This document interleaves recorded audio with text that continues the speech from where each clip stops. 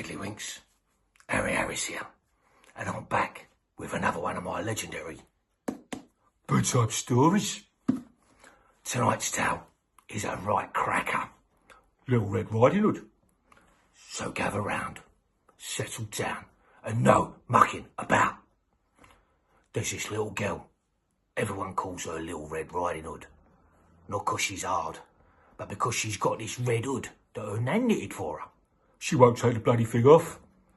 Heatwave, hood on. Snowing, hood on. Fashion sense of a brick. Her mum says, right, Red, take this basket to your nan.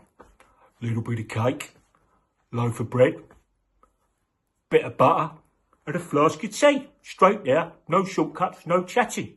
And if anyone comes and talks to you, tell them to jog on. Red goes, yeah, of course, mum.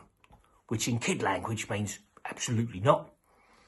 She's halfway through the woods, skipping about, when out pops the wolf. Suitably shifty, big grin, proper white boy. All right, darling, where you off to with that basket? Now, instead of saying, mind your own business, you weird dog, she tells him everything. Where Nan lives, what's in the basket, probably the Wi-Fi password as well. The wolf thinks to himself, lovely bit of business this.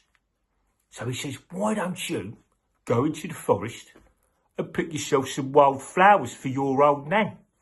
Old birds love flowers. Red thinks that sounds like a smashing idea and starts pottering around like she's on Gardener's World. Meanwhile, the wolf takes a shortcut, knocks on Nan's door, puts on a silly voice. It's me.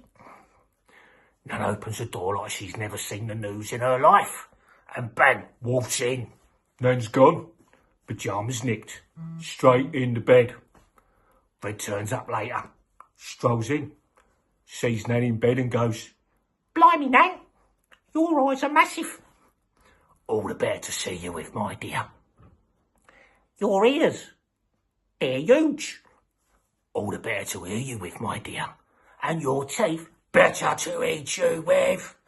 At which point, in comes the woodsman, who's been earwigging all this nonsense and thinking, nah, something's a bit off here.